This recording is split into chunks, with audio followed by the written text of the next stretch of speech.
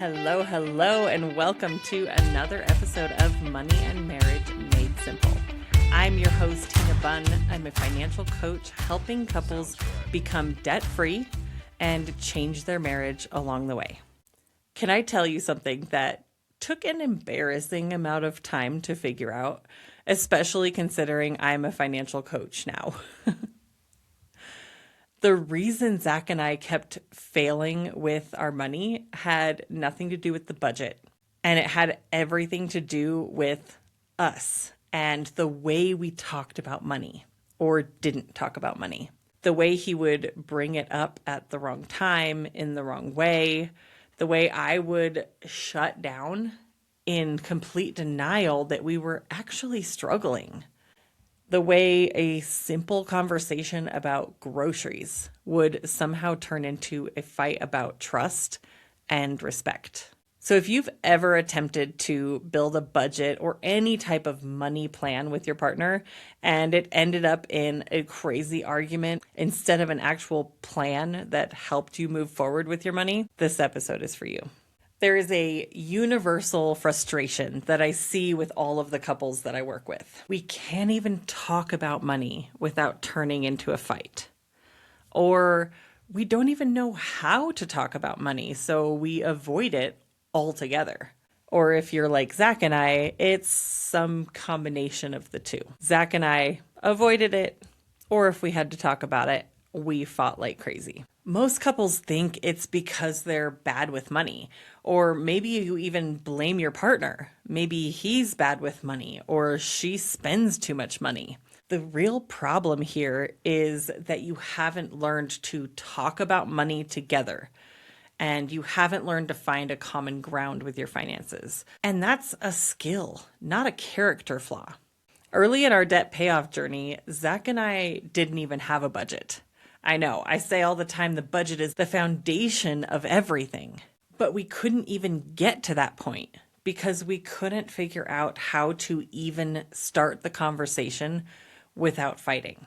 Zach told me time and time again that he thought we should do a budget, but I was the one who pulled back, avoiding the fact that we needed a budget.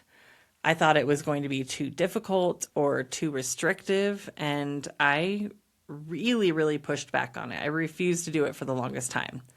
I didn't want someone telling me what to do with our money. Zach was frustrated and confused that he made a great income, and yet we were still struggling. I was the one who managed the money, paying our bills, keeping track of everything. So whenever it came up, I was immediately defensive that he thought I wasn't managing things well or that he didn't trust me. When in reality, I felt guilty that I was struggling to manage everything alone. I felt guilty that we had all this debt because I knew that I had a tendency to overspend, but I didn't know what to do about it. At the same time, I was desperate to stay in control. I was grasping for that control. But I didn't realize that I actually had no control of our money. I was constantly reacting to everything instead of being proactive with a plan. Finally, I swallowed my pride and we had our first productive money conversation. Zach expressed his stress and the pressure he felt to care for our family and support our family. And I expressed that I felt so much pressure trying to manage everything on my own, and I really had no idea what I was doing. That first conversation was the start of something life-changing for us. We finally figured out how to talk about money without blame and judgment. And once we took that step, the budget followed. I worked with a couple last year that had been married for 5 years or so. They were in a huge amount of debt, and they had tried so hard to make a plan for their money in the past, but it never worked. It always ended the same way, with one person checking out completely and the other frustrated that they just couldn't get their partner on board. I helped them understand that the real issue wasn't the spreadsheet.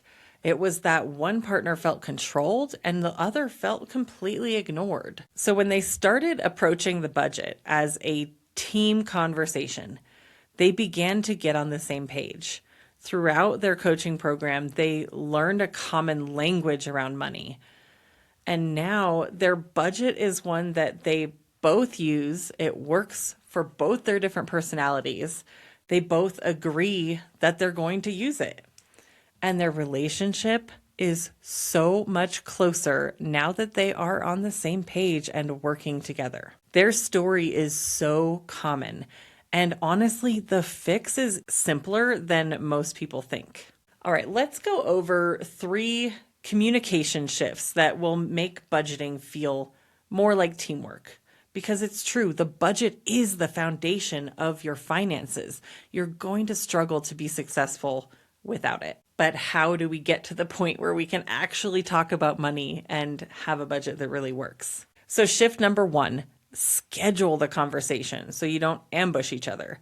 If you think about it, impromptu money conversations always go sideways. If it's something that just comes up in the moment, there's usually higher emotions.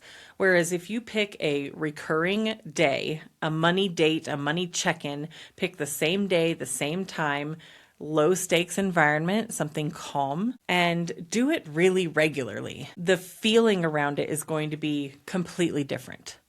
Both of you will come prepared and you know what's going to be discussed. We need to reframe this to we have a standing appointment. It's not a crisis, it's just the rhythm of our lives. Shift number 2, lead with the goal, not the problem. So most budget conversations start with, all right, let's look at these categories. Oh, we overspent on this, we overspent on that. And there's a lot of times immediate emotions and defensiveness that comes in. So start instead with, here's what we're working toward. Here's the goals. This is why we're doing this. And then go back and review those numbers and acknowledge where you need improvement, but remember the reason that you're doing it. The goal anchors the conversation in vision and not blame or shame. Here's an example of how you can start this. Before we look at last month, let's remind ourselves why we're doing this. Let's look at our goals and what we're working towards. Okay, shift number 3. This is a big one. Use we language and not you language. We want to change the idea of you versus me. Instead, come at it together as a team. And that means we, always. You spent $200 on clothes versus we went over budget on miscellaneous. What can we do differently next time? One sentence assigns blame and the other invites partnership, inclusivity, teamwork. I want to challenge you here. For the next 30 days, observe yourself and acknowledge when you use you in money conversations and swap it out for we. This is one simple shift that really changed the tone of every money conversation in my marriage. We went from being really accusatory and defensive about things to just approaching everything together and talking about what we can do better. The budget was never really the problem. The conversation was. So if you and your partner fight about money, it doesn't mean you're incompatible. It means you haven't had the tools.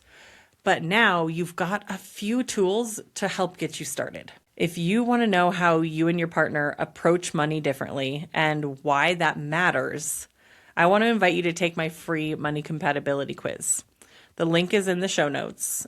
It takes about 5 minutes and the results will show you where you stand and then give you clear next steps to move forward on how you can improve. And if you're ready to go even deeper, I'd love to chat in a free discovery session. I do have 2 private coaching spots open right now. So if you're interested, click the link in the show notes. It's a free conversation just to get started and see if we're a good fit. The next episode drops on March 31st, and I'm going to be sharing something that I've been building for you for a long time. I am so excited about it. You don't want to miss the next episode. Thank you for joining me today on Money and Marriage Made Simple. I will see you next time.